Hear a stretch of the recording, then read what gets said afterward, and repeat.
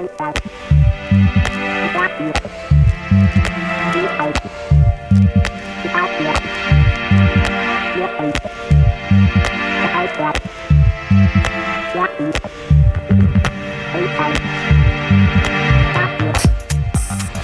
are listening to Heritage Radio 1602 AM, and this is DBK with... Why are you laughing already? No, it's like after so long we hear your voice. Listeners get to hear your voice because they had to hear my voice, my terrible voice on a measly... Lovely voice. Thank nice you. Voice. In my opinion, on a measly Saturday morning. That's what my friends say anyway. But yeah. DJ Zainab, you have done an amazing job. I personally, I've seen the journey. I'm very proud of you. Right, let's do a proper intro. This is Heritage Radio 1602 AM, and we are actually literally working with a whole bunch of partners. So partner stations, big up them, yo. And I can't do street talk. I try my best. Don't try. Why not? You're trying, and you know you can't. Miserably. Yeah. Okay. Don't feel pressured. I don't use street talk. My neighbours. No, stop. Just because I'm 50, I'm not pressuring you. Okay. So yeah, we are being broadcast on our partner stations as well, and this is done in conjunction with our collaboration partners, Muslim Vibe and The Meteor. I've got to say a few words. The Meteor is an amazing independent news organisation. There's absolute grassroots journalism for Manchester by Mancunians. I want to say it again. For Mancunians by Mancunians. That sounds a bit more professional. Yeah. And Muslim Vibe is an awesome place to check out like news stories, anything Muslim related. They also have a sense of what's going on. You know, I think everyone's so bored of the mainstream media, and that's why LBC is doing so well, because they have like real hardcore conversations. Yeah.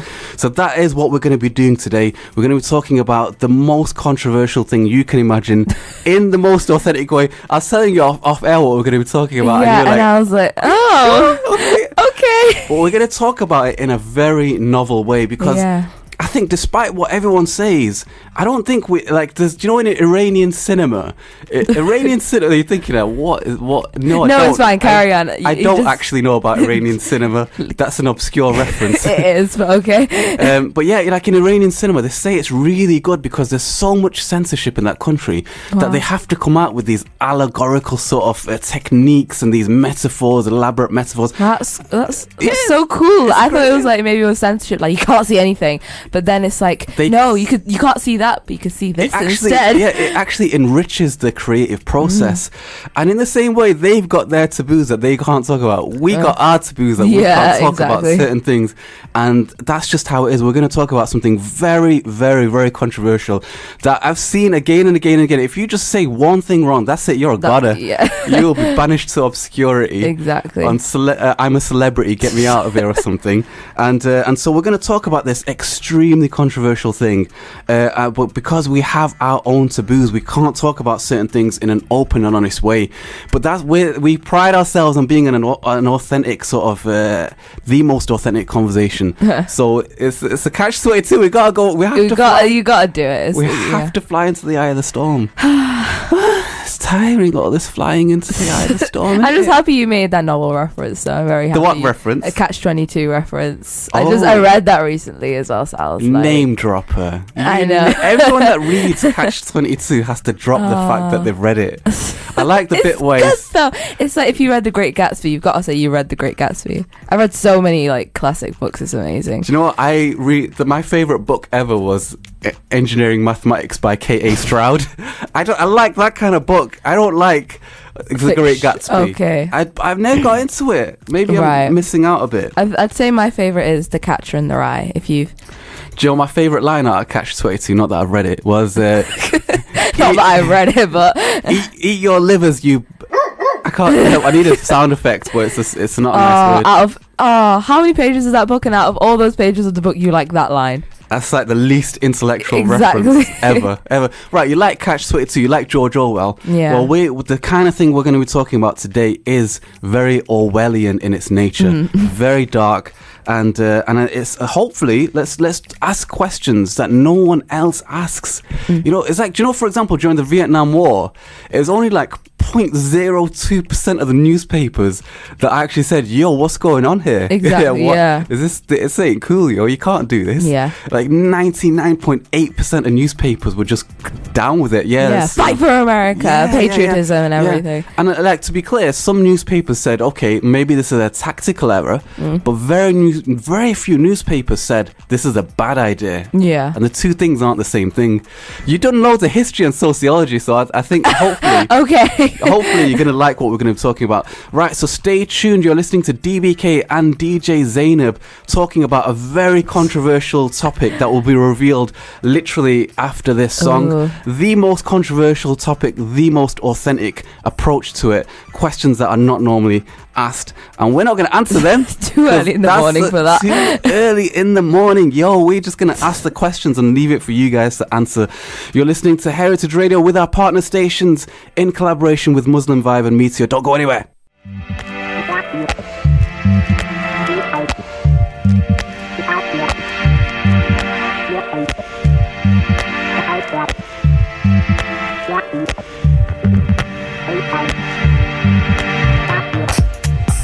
You are listening to Heritage Radio 1602 AM, and this is DBK and Zainab doing some funky stuff with a microphone. I thought you were doing a little choreographed dance. I know, it was really cool, wasn't it? It was like up, down, side, side.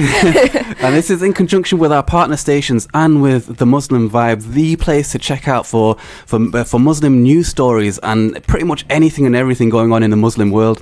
And the Meteor, which is an amazing grassroots independent news outlet, something that Mancunians should be thoroughly proud of. And we are of the same ilk. We are cut from the same cloth. We talk about things in the most authentic way possible. So we gave you a little introduction. You're probably thinking, what are these guys going to talk about today? Zainab, do you want to introduce this item without using any words? Because we're going to talk about it without using any reference to it, because it is so controversial. We're just going to gesticulate on radio. Just be like mime act. Okay, so it is a controversy, and obviously when you think like controversy, you think of like, because there's not just one primary controversy like sort of subject. There is like this, there is that, there is the whole thing. This thing ties in with so many things. It's at the heart of so much, right? So we'll say that the controversy is the type of controversy it is a conflict. Okay, that's all I'm gonna say. So I'd characterize it like this. Do you know? Have you watched 12 Years a Slave? I haven't watched it, but I know that they got loads of awards. Pretty rubbish, to be honest. Really? No, it's all right. It's all right. I was gonna say it's like quite emotional story.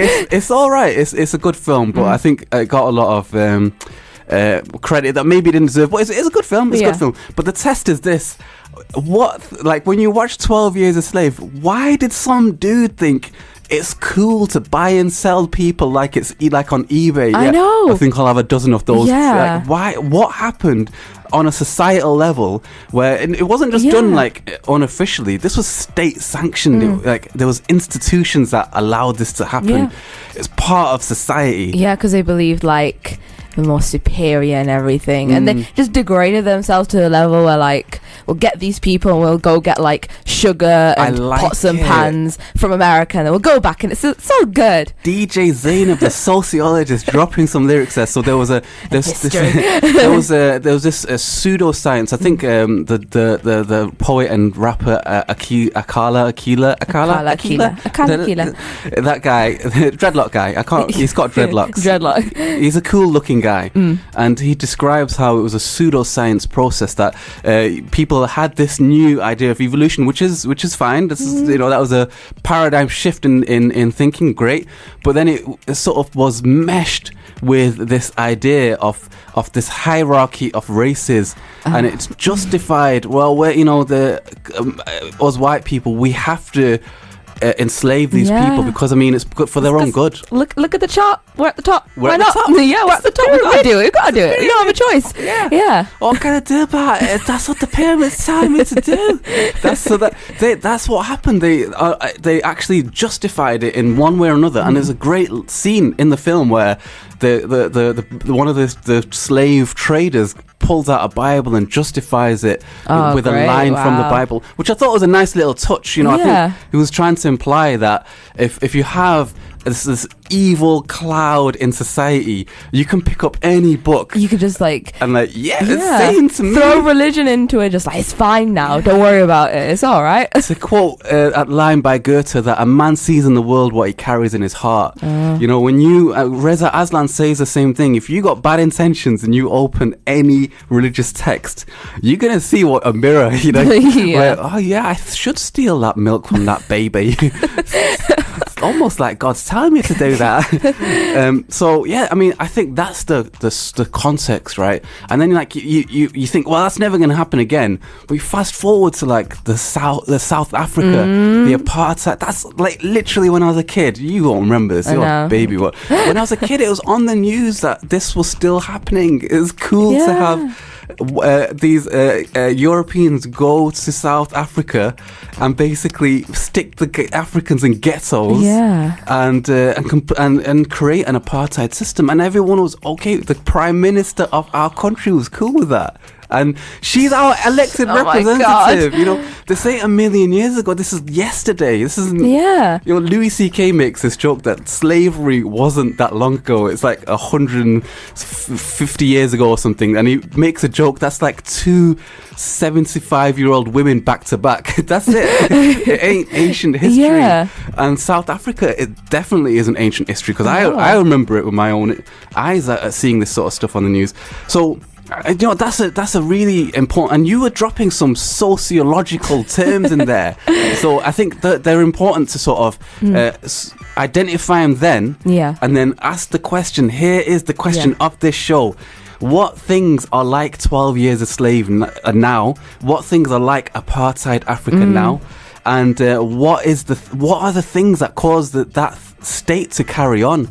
You know, why does it carry on? Why can't we see that in 50 or 100 years' time, people will make a film and they'll surrounding this thing, and they'll point at DJ Zaynab and DBK like, dudes, you lived in that era. That's crazy. They were onto something there. But I mean, and they'll look at the Prime Minister of our country and say, dude, they were doing deals with that. They were cool with that. What the hell was going on? Like, history repeats that. Like, we look at people we just go back and we see that, this is so bad, they're invading India and everything, taking over and stuff. And then I'm like, history repeats itself, doesn't it, to be honest? You know, DJ Rana said that is a nice line, that if there's one thing that history teaches us nothing. In it, yo. Actually, we got to do that with a beatbox beat at the background and say it's by Tupac Shakur. Sounds more authentic. He's alive. And that is what Tupac said. It's that if there's one thing history has taught us, that history teaches us nothing. And so I think it's important for us, for the Meteor, to their massive credit, they have done a lot of news on this, and the Muslim Vibe and us, we and other independent news media organizations. When I said before, the Vietnam War was not given the coverage it should have been given when it was happening. It's easy with hindsight. Hindsight's the easiest thing ever. But at the time, who had the controversial conversations? DJ Zaynab and DBK, that's who had the... We're going to be heroes of the next century, don't worry. So this is what we're going to be talking. That is the context of the conversation we're going to be talking about. We have to couch it in that conversation, otherwise we'll be in so much trouble so quickly. We'll just never come back here again. We'll never show our faces. We'll have to present the show from a prison. I know, right? This is Prison Radio, 16:02 a.m. And you just hear like a scuffle in the background, just like, no, nothing. It's okay. It's okay. What kind of prison are you talking about? What's the scuffle? Goodness knows, strange ways. What's the scuffle coming from? Where's it coming from? What is this scuffle you're describing? I could hold the record for the first 15-year-old to do a radio show in a prison hospital. It'd probably be a youth offenders institute. Right, okay, let's carry on with this. So, I've got to give a little bit more context. You know, all my childhood heroes, right, are off the demographic I'm going to be talking about, right? Like, I love this demographic so much, you know, and like I say, almost all the heroes growing up that I have, they're from this group, and I think their contribution to humanity is amazing. But like, say hypothetically, if you loved the Germans, then you would be against the Nazis. Yeah. Do you get what I'm saying? Yeah. You know what I mean? It's like Germans are not Nazis. They were like a metastasized subsection, you know, and but there's a distinction between Germans and Nazis, you know, and you can't give Germans a hard time. You should give Nazis. So what I'm saying is it's a paradoxical thing. If you love the Germans, you know, 60, 70 years ago, paradoxically, you'd be fighting the Nazis. In the same way, I mean, it's incumbent on everyone, wherever you see injustice.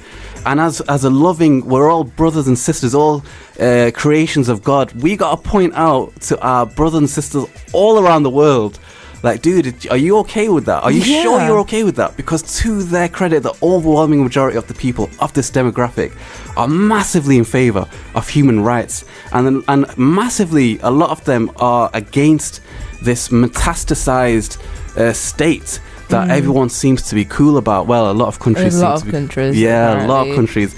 So I have to sort of couch it. Drop a few more hints, apparently, just about like what's going on. Yeah, about what's going on. Right. Like, okay. So I'm gonna make a whole bunch of questions, no statements, questions, because we are not paid enough to make statements. Otherwise, we'd be on. You know, I'd be Andrew Marr doing Start of the Week on Radio 4. So, and Zainab, you'd be on like Woman's Hour on Radio 4. If only. Yeah, we ain't paid enough. We're just going to ask questions. That's all we're doing. Yeah. Asking questions. It's up to you guys to think about your own answers. Yeah. But I mean, I want to say this, right? The question is this. Hypothetically, right? If you had a country, let's say Japan. Oh yeah. Right, and you know, in Japan, the primary religion is Shintoism. Yeah. You know, and if you had a whole bunch of people who insisted that they wanted to go to Japan, and but because they've converted. I've got to be very precise with my wording. Yes. They've converted to Shintoism.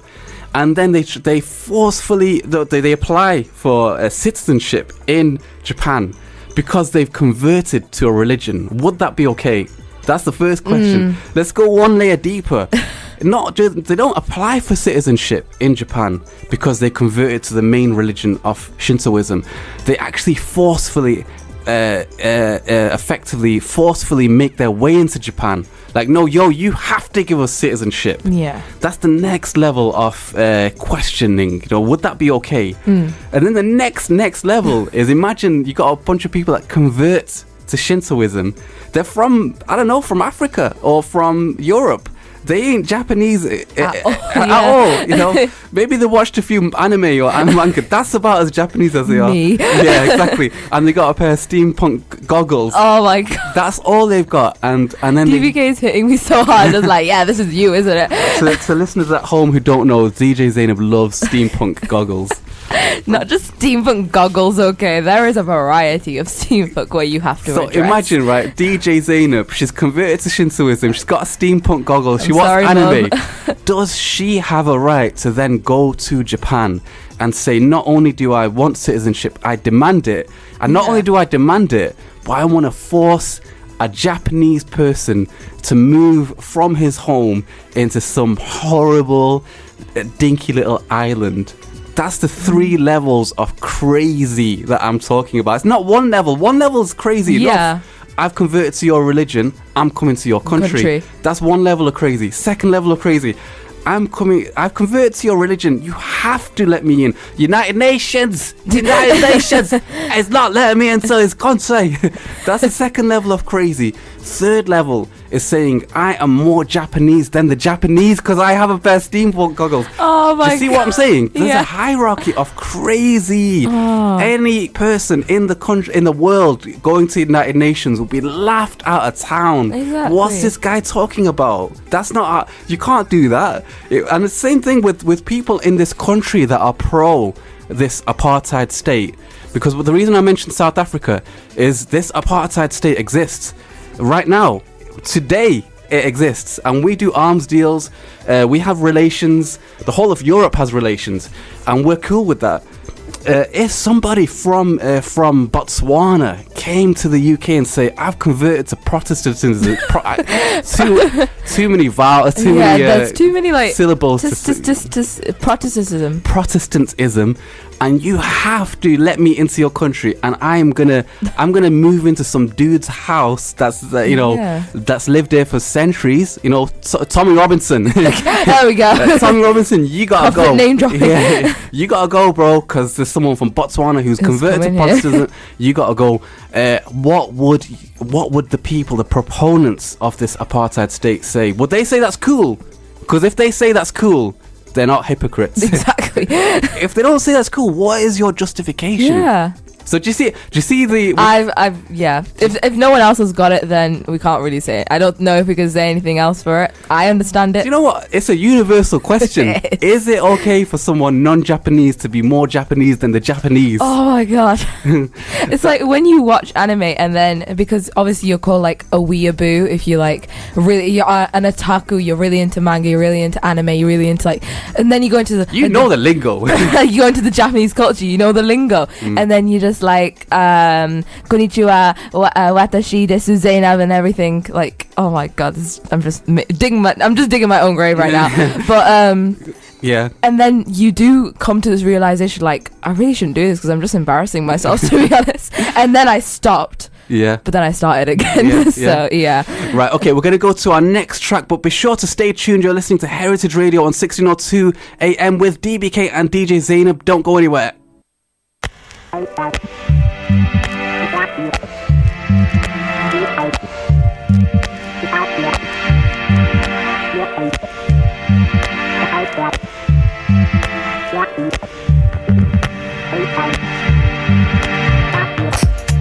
Yes, you are listening to Heritage Radio 1602 AM, and also we are being broadcast on our partner stations, and we are doing this show in conjunction with the brilliant Muslim Vibe. Check them out on Facebook and the internet. They talk about everything that is going on in the Muslim world that you need to know about. They talk about it, and so do we. Yeah. That is what we do.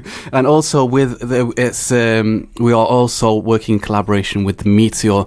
Again, a very authentic, very grassroots, independent journalism, opinions and voices that you just don't hear anywhere else. That's sad. It's really sad that you don't. It's all those really high broadsheet sort of newspapers, like all those they have. Obviously, they have the Gatekeeper, which is just someone who puts like a spin on something, or they're just like, yeah, let's talk about this instead to support this political party or support this view or something. So obviously, people like I'm not name dropping, but.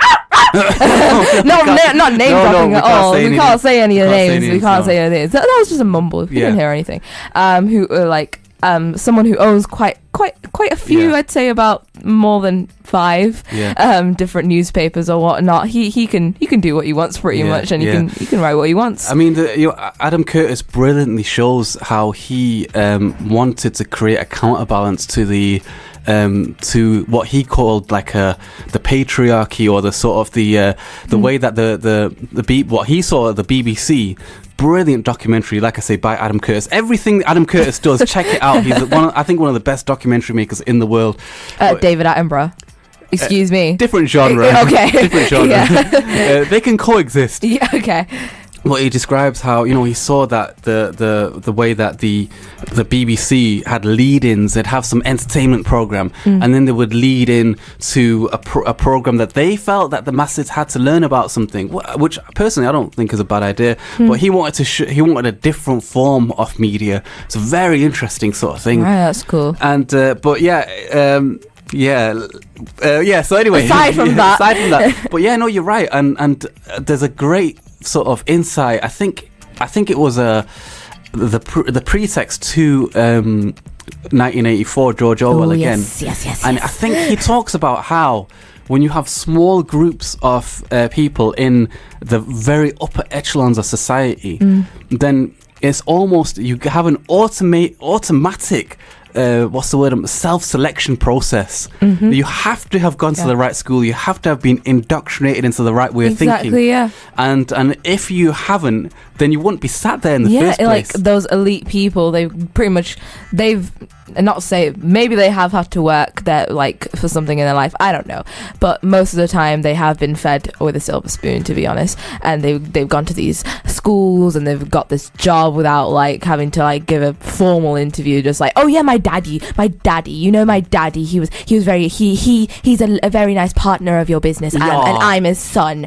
the son of the CEO, so I deserve a job here. Do you know when there's this picture that was done of it's like a painting, or I don't know, an oil painting from like, if you go to university, which I know you will actually, you'll get a picture at the end of it. I'm pretty sure this is an oil painting. I graduated, gave me an oil painting, and it was basically something called the Bullingdon Club. Ooh. And have you heard of it? Wait, is this the one that our ex-prime minister used to... George Osborne, David Cameron, I heard about Boris this. Johnson just stood there. Rude, so rude. What they used to do, and then just like send a bit of money their way to do like, and then they'll just go do it all over again. It's so but my rude. point is, I mean, how is that not an oligopoly? Sorry, that's the wrong phrase. Oligopoly. It's an oligarchy. Yeah. It's an oligarchy, and how is that not an oligarchy? How is that not? You know. But anyway, that's a question, because we don't make statements. But anyway, that's a bit of an aside. But yeah, no, you're right. There are institutional biases in all media outlets. And if you want really authentic news, the best place to go is independent news sources, local community sources. They don't have the same institutional biases, and they're not beholden to certain interests. Yes. Man, I should be a diplomat sometimes. I'm so precise with my words. You are.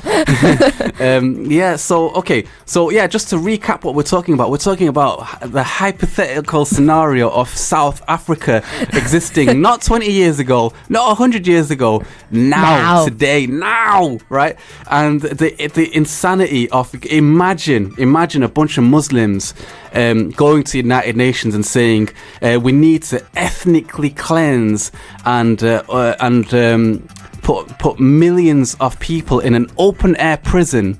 We need to ethnically cleanse a country, let's say England, and we're going to stick all English people in Wales because we've converted en masse to Protestantism. But here's the thing, I'm being a little bit unfair, because this hypothetical ethnic group that I'm talking about, actually, famously some people did convert to this religion and then lay claim to this region, this country, and then inevitably ethnically cleanse it and stick millions of people in an open air prison. Let's just say hypothetically 50% of the people have no origins there. I have to be fair and say, okay, what about the other 50%? They do, many thousands of years have their origins in that area. So I have to talk about that honestly. So all I'm saying is, if you're not, for 50% of the people wanting to go to this, say Japan, and they're saying I'm more Japanese than the Japanese because I watch a lot of anime. Okay, cool, that's cool, right? Yeah. But you know what? I have to be fair. What if 50% of them of the people wanting that to take over Japan?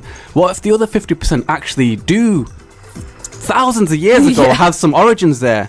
Yeah, we have to ask questions appropriate to that group. Yeah, and so here are those questions then, right? So for that 50%, like I say, it's just a number I'm pulling out of the air because I'm not an expert and I don't claim to be. All I want to do is ask some questions that I don't see asked anywhere else. And that the question is okay, let's say 50% of the people do have their origins in this country and they want to displace people that are living there today. What's the moral the moral questions that we should be asking? And I think there's a few questions that we should be asking. Number one is, what chronology should we do these things in? So for example, let me give you one example. Let's say Sweden was I don't know, just randomly, because you know what it is? It's like Sweden's a nice country. It's a nice country. It's like they don't do That's anything, what I'm just saying. sit there like, oh, we're Sweden, we're IKEA. Yeah, exactly. Right. Whereas if I said North Korea, they deserve everything they get. Like Kim Jong-un has got a terrible haircut. Whatever. Yeah. Even though the people are just the people, like I say, you can't conflate the people with the government. Oh wait, did I tell you that? I think my sociology teacher told me this. That North Korea is so like not absorbed in their own country, but like not even brainwashed. Into their own country, that they believe that they won. I think it was the world.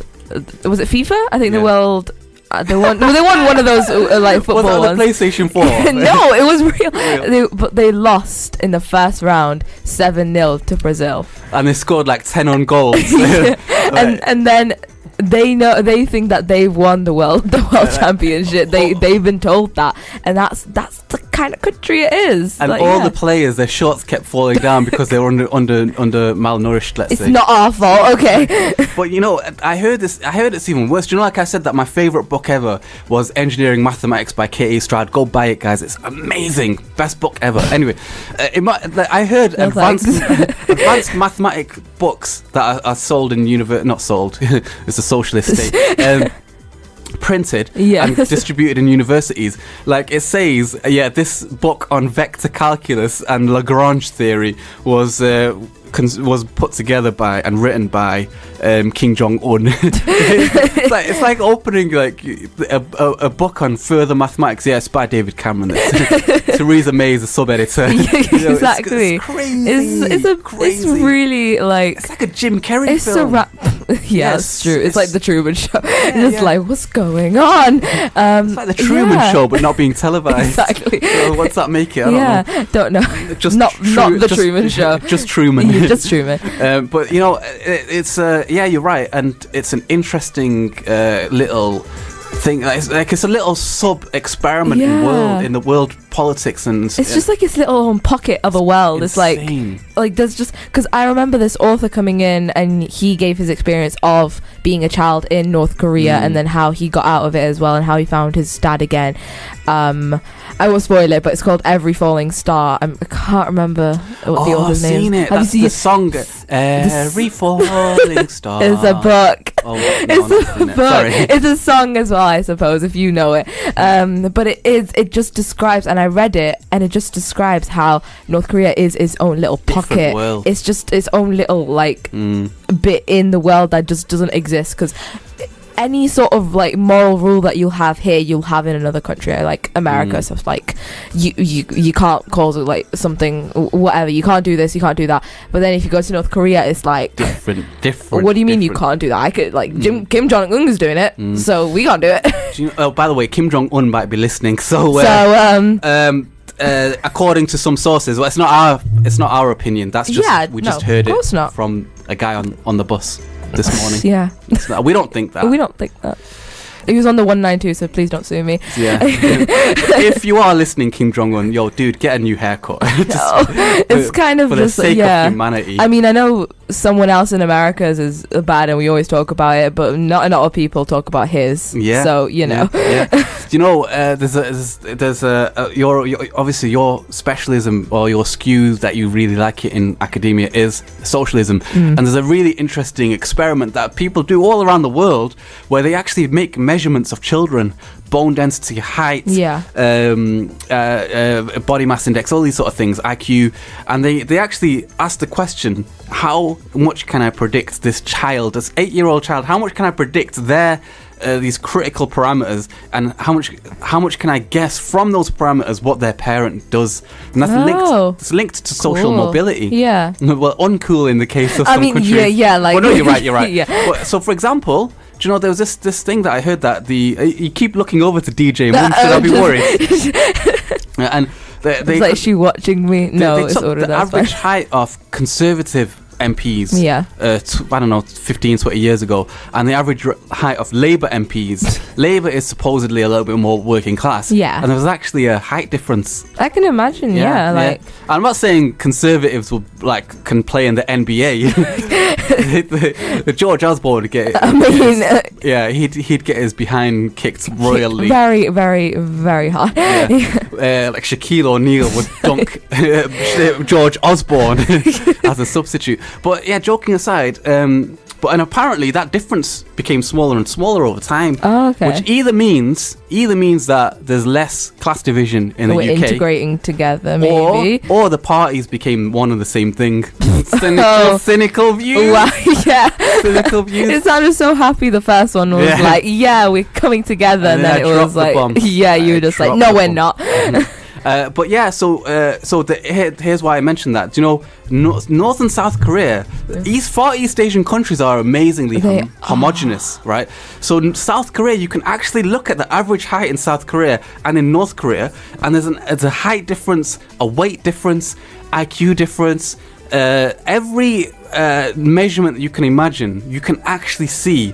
It's a mini experiment for sociologists. You can actually make some very interesting observations.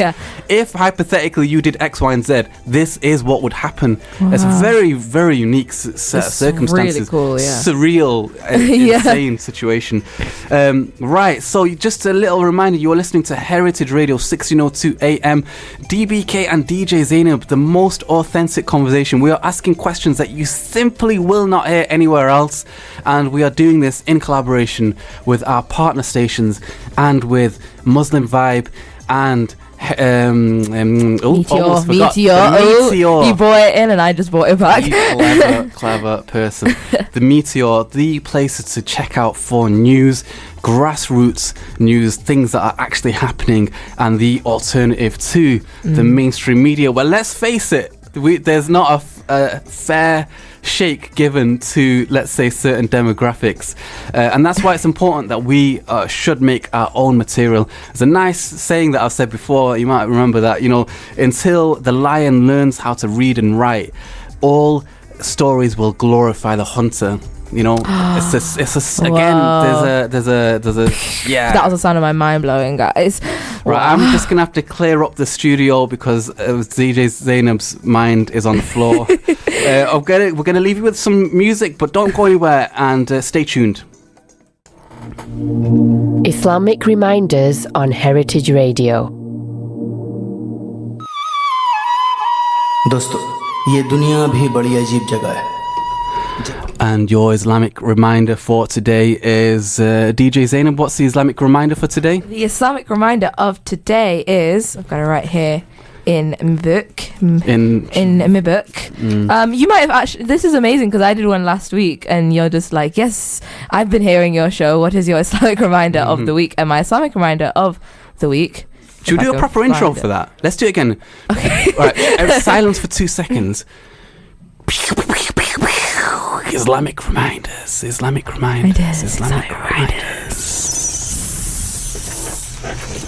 Go for it. Go on. All right. Okay. So, it sounded so nice and quiet. As you know, last week we had the Islamic reminder of the day too. So I will be it was just a normal one by Ustad Naman Ali Khan, which I personally just check you out. That rolls off your tongue. Just no, he's like, I can't put into words because I don't want to be like fangirling and stuff because you can't really fangirl over a scholar. It's just not right. I'm telling you, like, this even is the least Islamic reminder I've ever heard in my life. Anyway, getting onto this is by another one of my favorites called Mufti Menk, and this is we love ourselves even after we make so many mistakes, so why do we hate others for one or two mistakes they've made? And it's so true that in human nature you get so angry over like little things that people do, but then we go to Allah and we forgive ourselves and we're like, I'm pure all over again, I'm okay with it. And it's just a sort of reminder for everyone that if you are in a conflict with anyone, if you're in a fight with anyone, it's the start of Muharram, it's the start of a new year. Just have good relations right now because you know, you never know what could happen in the future. Like, you know, Allah hair and everything, but you know, DJ Zainab made a gun gesture to my face. Like I did you don't know what might happen tomorrow. I'm joking, I did not do that. But yeah, like if there's anything going on in life, just forgive and forget. That's literally, it's like the smallest thing. even if What's it's the the biggest biggest thing? or the biggest things, I understand they matter a lot in life, and it could matter a lot to you, but you are a stronger person if you go out of your way to forgive them in the first place. So that is Beautiful message. Thank you. That is our Islamic reminder of the week, and I will be back with another one, and this is by Mufti Menk, another one of my favorites, and I'll be back with another one next week, inshallah. Mufti Menk. Yeah. Mufti Menk. Look at my face. What do you think? Mufti Menk. Mufti I was Menk. really scared of like what he was gonna do. Right, okay, let's go to our next track. Don't go anywhere.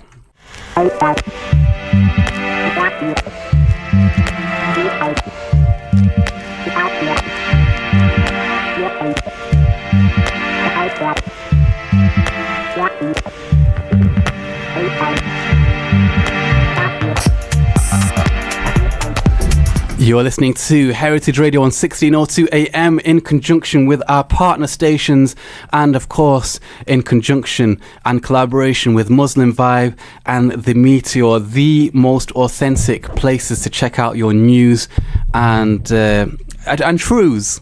Yeah, truths, I remember those. Yeah. Because, but I so want to get Russell Brand. I want to pin him down, and I think we can. Inshallah, we'll make that, because I believe in this radio station. I have so much belief in this heritage.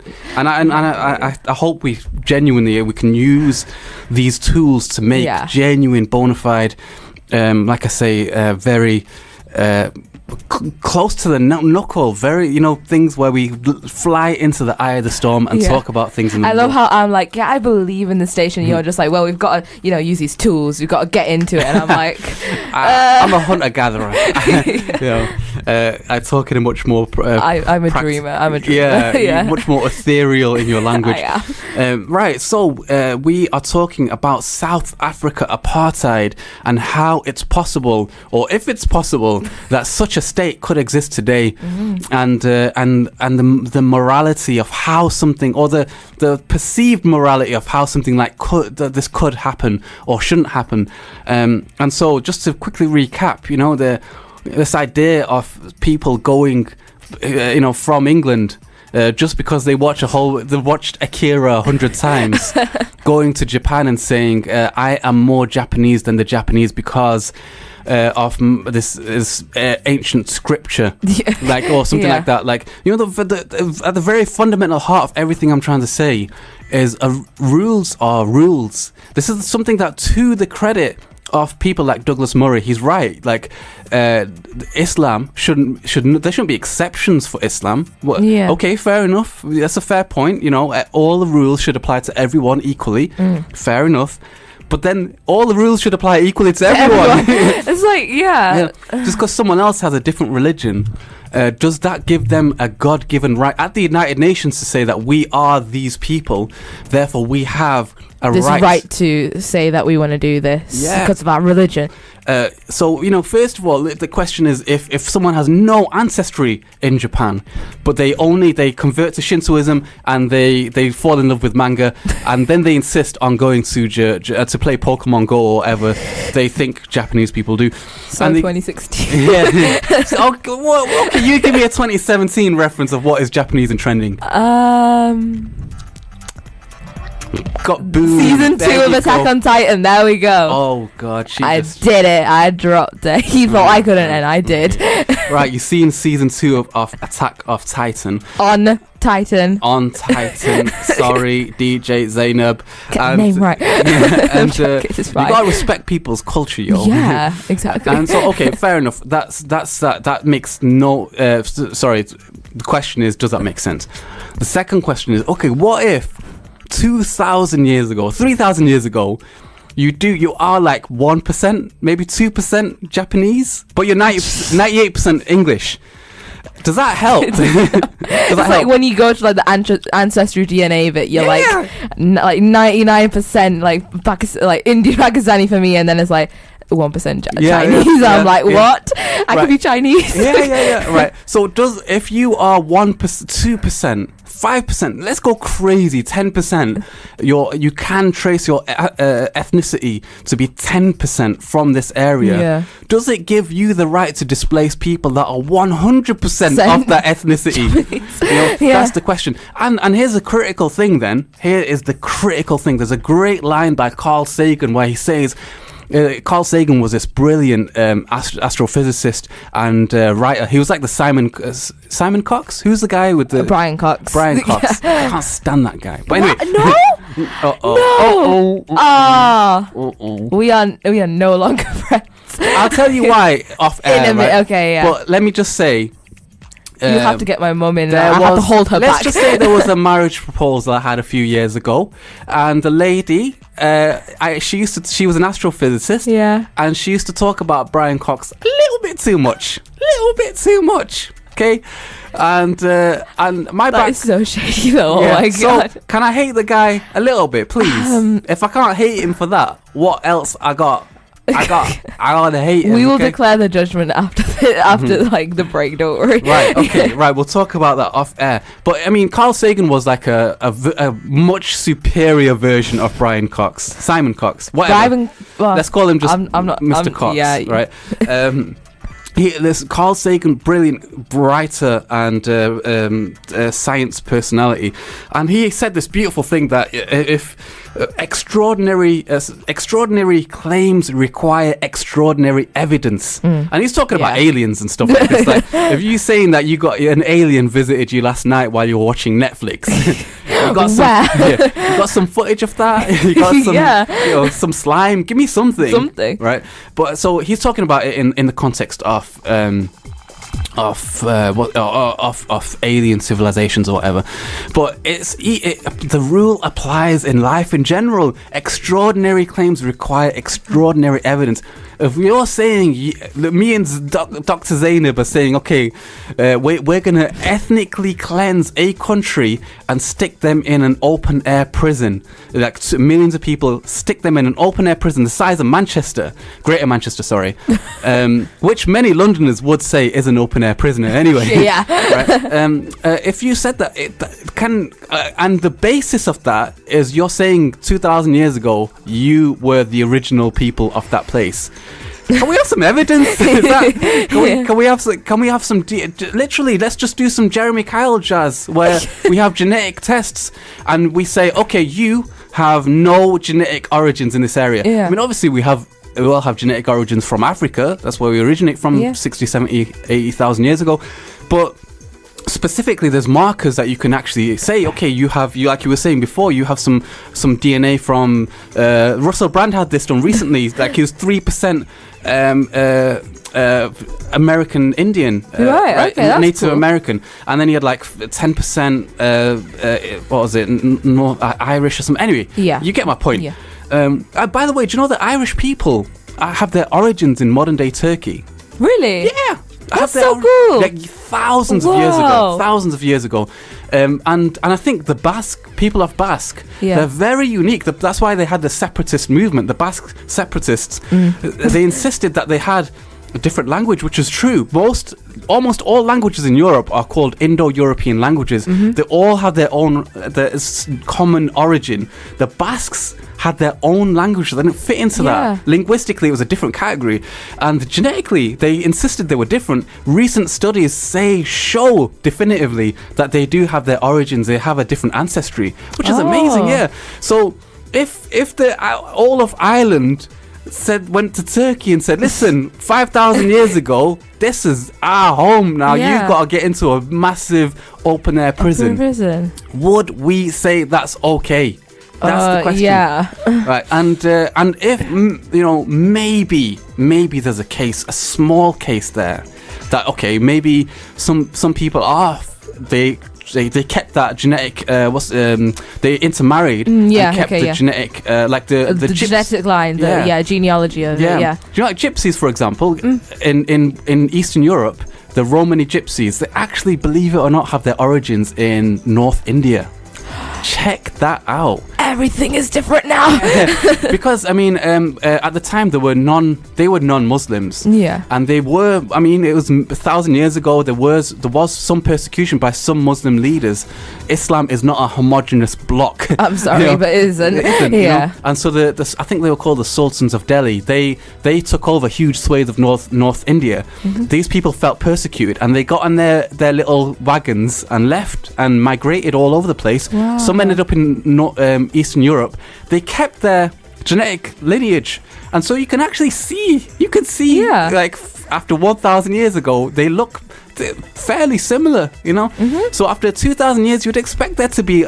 If you come from this place that you're displacing all these people from, after 2,000 years of being in Japan, being separated from Japan, Yeah. if you lived in Ireland and you only intermarried, you'd still look Japanese, right? Anyway, that's just some common sense arguments and questions. And so yeah.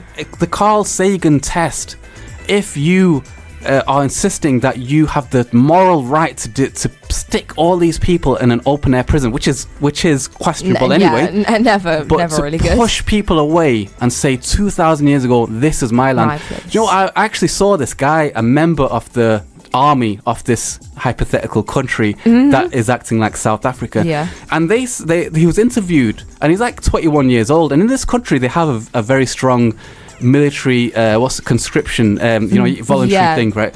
And he goes, yeah, you know, this is my country, I love it, yeah, I love my country, yeah. And then he sort of says how I've been wanting to come to this country for 2,000 years. I'm like, dude, you don't look a day over 2,000. You know, you don't look that old. But you know, he's trying to say that this is my country, my people have been yearning to come back. That's a historical claim that should have some evidence. And if there's evidence, show me your evidence. Show me that, right. And so that's just another question. That's another question. When is it okay to displace the people that are 100% from that area? When you only 5% from that area, when is that okay? When is it all right? And if it was the other way around, if you had a bunch of Muslims coming to the UK because they're 5% British but 95% Bengali, It could happen. You never know. It could happen. Yeah. Yeah. Do we have a right to do that? You never know. Displace those people. Yeah. And you know what? I'm going to talk about after our next little break. I want to talk about the consequences of all this. So just before I carry on, what do you think of those questions? I think they're very like they're very heavy. They're very heavy, and they have lots of different pathways into how you can answer them.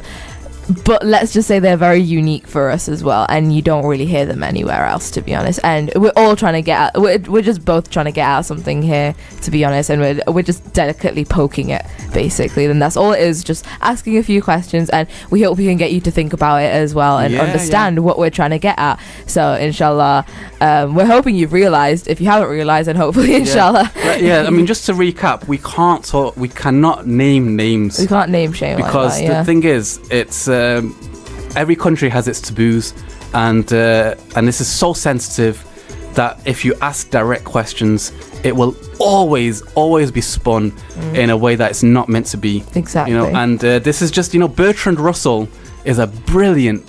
Have you heard of him? He's a philosopher from about 100 years ago.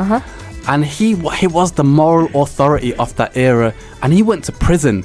Muhammad Ali was a moral authority. He could have gone to Vietnam to fight in Vietnam, but and he didn't. Even more than that, when celebrities were forced to go and serve time in the military, like Elvis Presley, he just went with a little banjo and played a little song and then came back. Like, if you were a celebrity, you had a cushy post. Yeah. This guy, Muhammad Ali, stood by his principles, preferred to go prison and lose being stripped of his titles for the moral cause. I don't agree with a lot of what he said. He was a very divisive guy in a lot of spheres, but in other spheres, he was the moral authority. The acid test, if you're speaking from the heart and having conversations that should be being had, the acid test is you will have some difficulty, and you cannot talk about these things openly That's just the way of the world. Accept it and try your best. And that's what we try and do at Heritage Radio, 16:02 a.m. in collaboration with the Muslim Vibe and the Meteor. The most authentic conversation you're going to hear anywhere, anytime, guaranteed. Do you know what? I've had a whole month off, you know. It feels good to be back. It feels so good to be back. Right, we're going to go to a little break again. Don't go anywhere. We've got more questions that you will not hear asked anywhere else. And so don't go anywhere. When this is inevitably uploaded onto YouTube, we insist like and share what we're doing. If you like what we're doing, we need the support of grassroots people. Just, you know, I don't want this is a very conscious decision. I don't want to go for work for a big radio station. I want to work for a small radio station where they let me do what I want, but we need the support of the people that we're trying to talk on the behalf of. So be sure to like, share and subscribe to our YouTube archive. If you like what we're doing, show your support and we'll carry on doing it. Heritage Radio, DJ Zainab, DBK, don't go anywhere, and we'll be back with more of the same.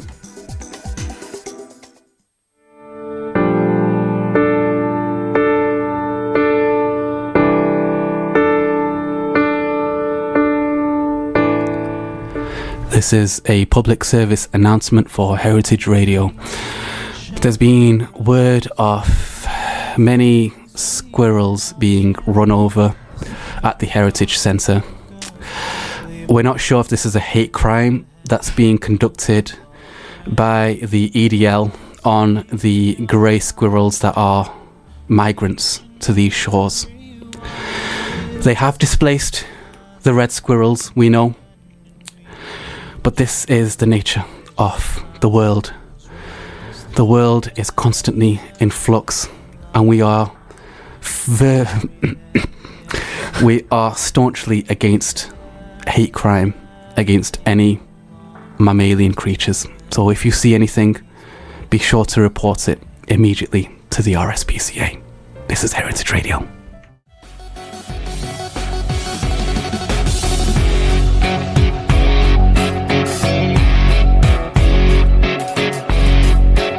This song is really rock and roll. I was gonna say it. What is this? I know. I was like, the name is River as well, and I'm like, that is a very turbulent river. That's all I got to say. It's like describing, like, you know, people in geography. I always like tell people in geography, like, yeah, geography isn't cool, and then they tell me all about rivers and stuff, and they make it out to be these rough, like, tumbleweed, like, really weird sort of rides, and I'm like, this doesn't interest me, but okay. Sociology all the way. Yeah, exactly. And history.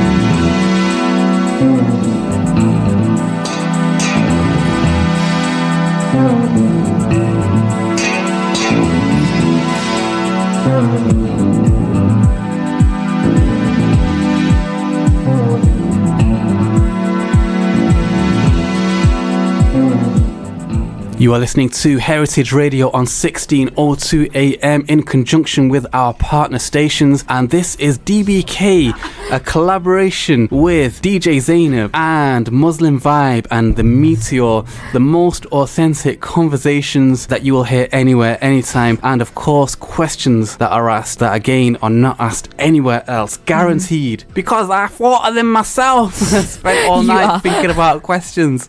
But yeah, was DJ Mum shouting at me? Not you. The choice of at music. Me more.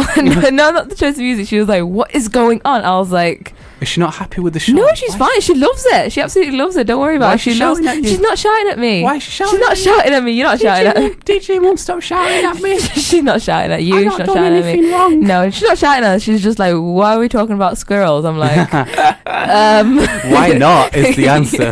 Right, okay, let's jump straight back in to our topic of today, which has been basically South Africa, apartheid, 12 years a slave. How did these things happen?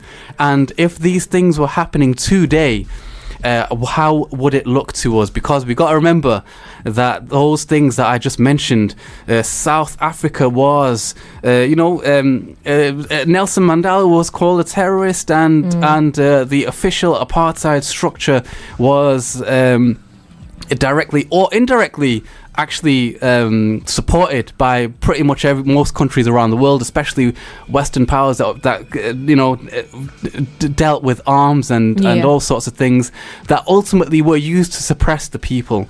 Okay, we know that happened in the past. And then everyone's just like, we're in a modern era now. We're not like that anymore. No more. Sorted. Exactly. Sorted. Don't lie. It does happen. Right. So and we have to. It's our job to ask the difficult questions, and that is what we've been doing so far. And I gotta say, I feel like I've asked the questions in the way that I wanted to ask them. Sometimes you're scared. This is a difficult thing to approach, and you're not sure if the things will come out in the way that they come out. If you'll have the verbal linguistic dexterity to give it justice. But I think we've done okay so far. Yeah. So, all right, I want to move on to the next question, which is chronology. I kind of touched on it before, but let's say hypothetically, right? Here's a question I want to ask, right? Hypothetically, if you said to me, okay, no, people have been displaced in the past. We got to rectify that situation. This is an argument that LBC's James O'Brien makes, and I like the guy a lot. I think I like him, and I know maybe I shouldn't, but I do. And he makes the point that this demographic that is the country that we're talking about is a subset of this demographic, and but he says this demographic in general have been persecuted again and again in history. And I'd say there's a list of people, homosexuals for example. They've been historically, it's disgraceful how a lot of people have treated people. What people do is between them, morally speaking, between them and God, if you believe in religion. If you don't believe in religion, that's between them and them, their own choices. Whichever way you look at it, it's for nobody else to persecute them. And it's only in the 1960s that Alan Turing, I think. Alan Turing, definitely heard when he commits suicide as well. He was almost forced. Either you got to have chemical castration, or whatever it is, imprisonment or whatever. But he was effectively forced to commit suicide. That was in England only a few years ago. And you call yourself a modern society. Yeah.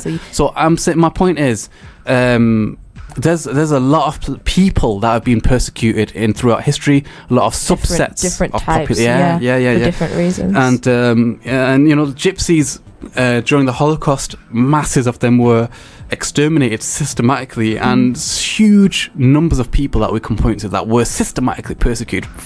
It's a fair point. What if those people don't have a country? Like the gypsies, for example, they couldn't. It'd be hard for them to be repatriated to India.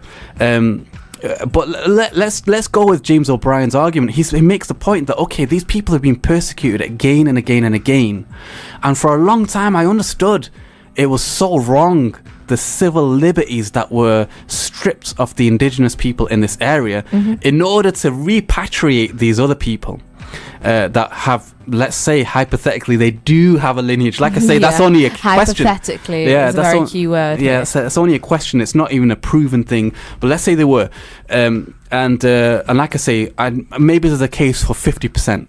Right. The question is, what's the chronology?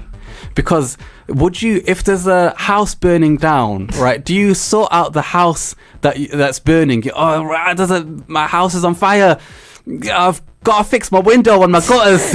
Like, there's a chronology. What's more important, the gutters and the windows, or the house being on fire? There's a chronology. Same thing with the Rohingya Muslims. maybe there's some in Barcelona, there's some historical, or the Basque separatists, there's some historical, or Kashmir, that's 60 years old, that conflict. Yeah. Maybe there's conflicts that have occurred and questions that have occurred that are 60 years old, 100 years old, 1,000 years old. But the one happening this year now, that surely, or maybe, it's just a question, does that take precedent over the one that's 10 years old or 100 years old or 1,000 years old? Yeah. And the next question is, okay, I think most people would say chronology is important in this situation. The thing that is more closer to now takes precedent over the thing that happened long before that. Yeah. So, okay, let's sort out the territorial disputes that are happening now. Okay, let's do that now. Yeah. And then, what then? I'd argue the Aboriginal Australians, right? Because I think it was only in the 70s. I think. Don't quote me on this. I gotta confess, Zainab, when I come on there, I do so little preparation. It's all off the top of my head. But I'm pretty sure in the 70s, I think the Aboriginal Australians stopped being classed as fauna and flora, and were classed as human beings in Australia. Oh my god! The people in Australia, from Australia, the indigenous people of Australia, were only classed as Australians in the 70s. Wow! It's like being more Catholic than the Pope. These people from England go to Australians and call them ethnic minorities. Exactly. When you're a minority, right? So I would say, okay, if the rule James O'Brien is being a proponent of is that we have to right the historical wrongs, right? And there's people that have nowhere else to go, then I'd say, okay, let's sort out whatever, the Rohingya Muslims, whatever. That's super urgent. Next, let's sort out the Australians. Let's repatriate all the English people that went to Australia. Let's put them back in England and give the Aboriginal Australians their land back. Exactly. Right? That's more urgent. We just took it over again.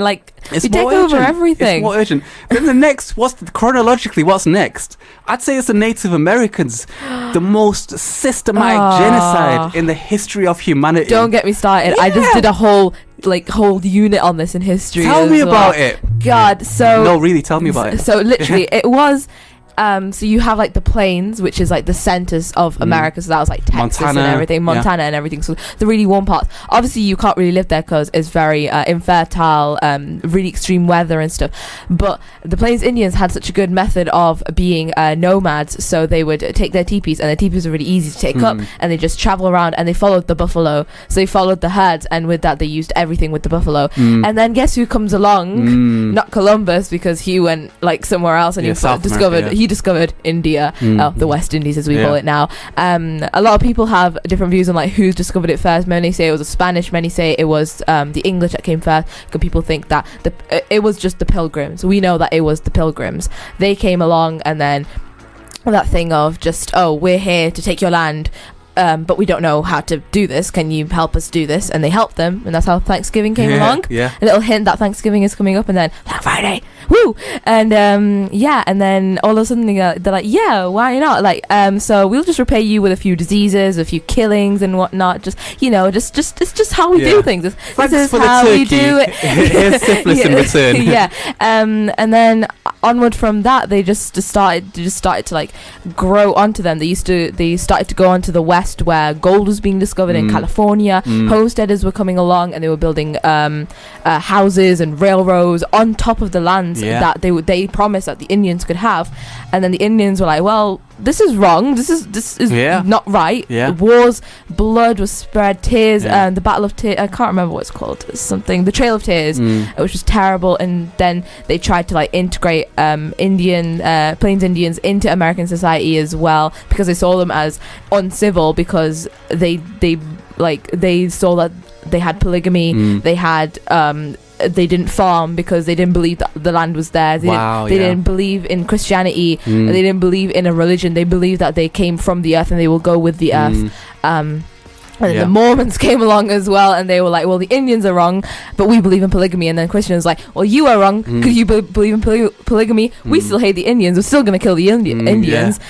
And it was just a big rush. And then there we go, all these campsites where Indians are now, and they're not there anymore. They're there, but I mean, you know, I think this is the crazy thing that a lot of people don't realize is that, you know, Adolf Hitler actually, when he actually admired the British Empire. When Adolf Hitler admires you, time for a really long look in the mirror. Exactly. Because I mean, there was a really, I think in Namibia, before the Third Reich, I think it was the First Reich. Yeah. Right. The first time that the German state tried to systematically wipe out people. I mean, they decided in their heads, we are superior creatures, and these resources should belong to us. So let's go all the way to Africa and systematically wipe these people out. That wasn't new. That's been going on for ages. And, decades. And so this in America is, I can't think of a more extreme example in history where an entire ethnicity was wiped out and then replaced. And tiny pockets remain. And their culture's decimated. Exactly. And complete. They don't have dignity. And when they say that this is our country of the Star-Spangled Banner and everything, it really isn't. It really isn't. It is the country of the Indians and the buffaloes. So, and you know, again, you know, I think it was only in 1917 that the indigenous Americans were granted American citizenship. Exactly. Insane. They weren't seen as Americans even though they were there first. Right. So I guess what I'm trying to say is all the countries that support this hypothetical apartheid state, like, there's a glaring hypocrisy, or at least a massive question. If you really believe in the repatriation of the people of the indigenous area, and you really believe that anyone else who has come in there over recent centuries should go home or be put into a very small open air prison, then my question is to America and Australia and South Africa and tons of countries that are too many to list, is when are you going to do the same voluntarily to yourself? That's my question. And that's the question I've got to James O'Brien, that okay, if that's your rule, then, like I was saying before, there's a simple, very simple, axiomatic thing that I am asking, that I'm putting forward, that rules are rules and there is no exception. Just because you're a Muslim, you can't go to the United Nations and say, well, I know this applies to everyone else, but I want an exception. And if you're you know, of any religious persuasion, what would be the likelihood of you going to the United Nations and saying, I know this sounds crazy, but there is an ancient book 2,000 or 3,000 years old that says that belongs to me. Exactly. How long would it last before people realize that you can't actually do something like that? You know, is that a viable thing at all? And that's my question. James O'Brien, I like the guy. He gives some very nice arguments, but I don't get that argument. And my question is, how can you make that case logically when you see everything around you, around the world, you know? And on top of that, you know, like when I was giving the example of Australia, that's an even weaker case, because the English went to Australia and then just dumped a bunch of people, like, you're punished, here you go. And that's an even weaker case, because you could argue that, okay, if these people in this hypothetical apartheid state do have some origins there, like I say, maybe 50% do have 5% of their DNA from that area, there is some case. But English people have zero ethnicity. In Australia, you have zero origins. There's zeros. You could do as many genetic tests as you like, and you just won't be Australian, every time, because that's just the way that humans spread. Us. We didn't come from them. The human beings spread in a certain direction. Kind of the same with America, I suppose. It is mostly like Europe, because you see that even now, obviously in the 50s, people from Ireland went over and everything, and then you see like tests online and stuff, and most people are like, a lot of them are their origins are Irish, English, or Italian, or German. Germany and German, and it is just a thing that, you know, you weren't your own kind of society or country or anything. You came from this, you can't kind of came from that, so you kind of don't have a right in the end. Should we go to one more let's go to a track, and we'll be back soon with more of the same.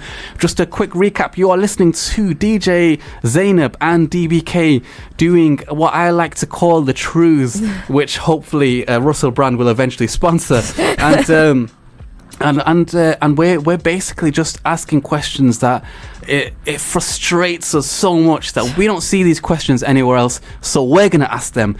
And we're doing this in collaboration with our partner stations across the UK, and of course in collaboration with the Muslim Vibe and with the Meteor, authentic grassroots journalism. So don't go anywhere, we're going to be back with more of the same.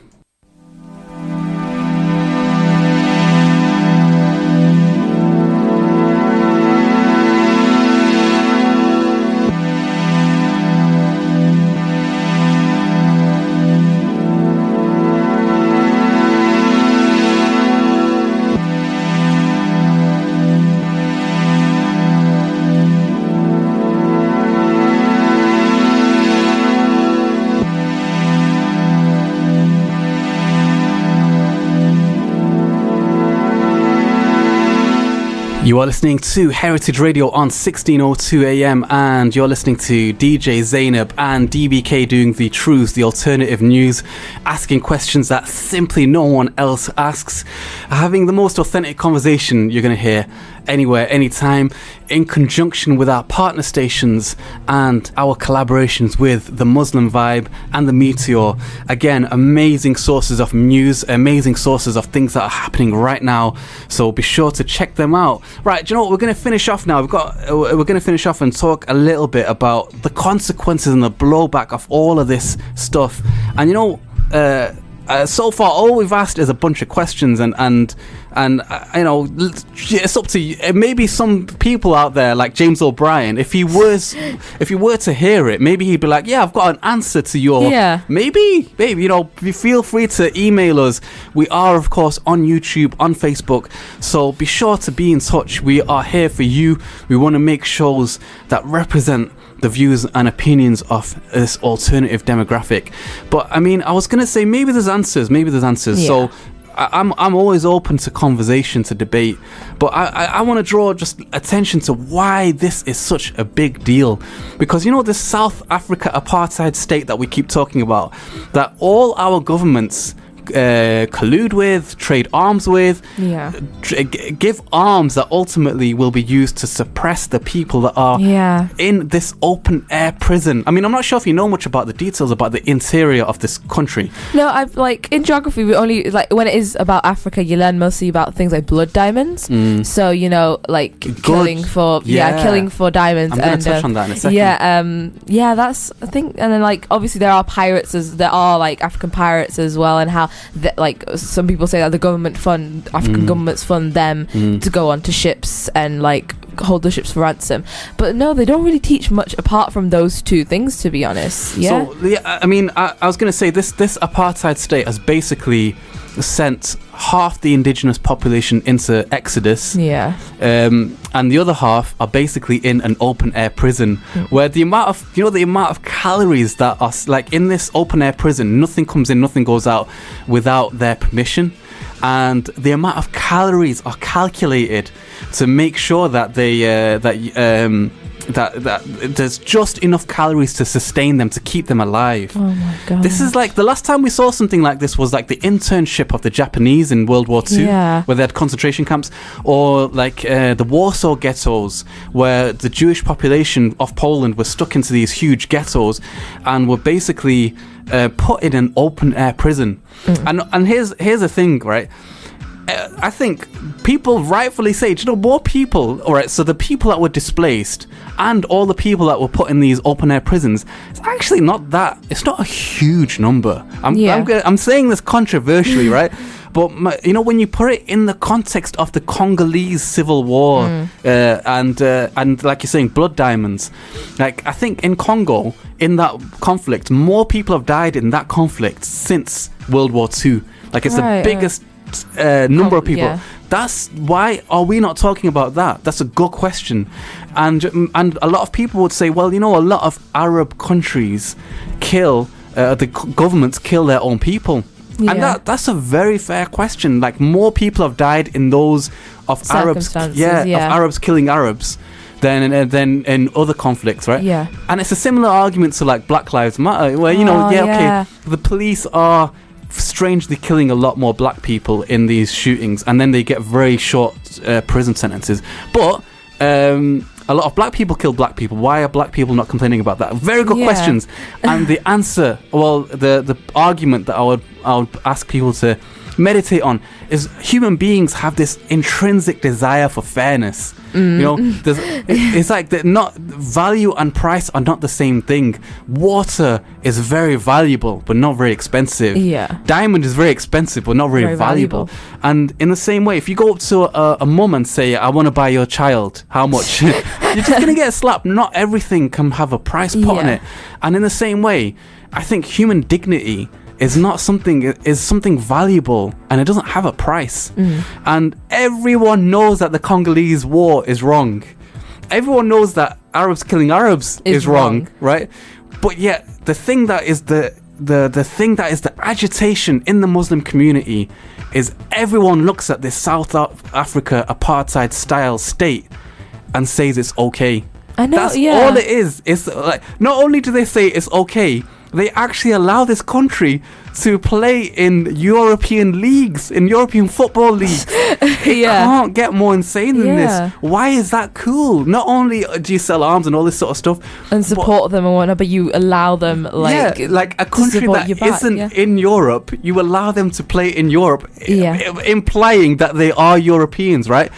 And so there's this joke that Alexei Sayle makes, the comedian, that if the Goebbels and Himmler after World War II, you had the Nazis on trial at Nuremberg, and Alexei Sayle makes this joke that if you had war criminals today, they wouldn't be at Nuremberg on trial. We'd put them on Have I Got News For You. You know what I mean? It's such a good joke, right? And this is the heart of everything. This is not about body counts. It's like Maskarovsky. It's a Russian principle of when you completely blur the lines of reality, where up becomes down, black becomes white, left becomes right, and you look at someone with a straight face and say, this black wall is white, this thing that is pointing up is pointing down, and you expect everyone to be okay with that. And I think that's the closing sort of message that we want to leave everyone on, like just to ask yourselves, why is that okay? This isn't about body counts. This is fundamentally a question about fairness. And with that, we're going to leave you. DJ Zainab, what do you think of that show so far? It's been great. It's been very energetic and very, very different, of course, than what we usually do. And I've really enjoyed it. Thank you very much for bringing in this topic. We will be back with more of the same. Be sure to like, subscribe, and share with all your friends and family. And we will do more of the same. The most authentic conversation you're going to hear anywhere, anytime, guaranteed. DJ Zainab, DBK on Heritage, 1602 AM. In partnership with our partner stations and Muslim Vibe, and of course with the Meteor, authentic grassroots journalism. Be sure to stay tuned, and we're going to be back very soon with more of the same. Any parting message? Be good. Go on. I love you. We'll be back very soon. Take care.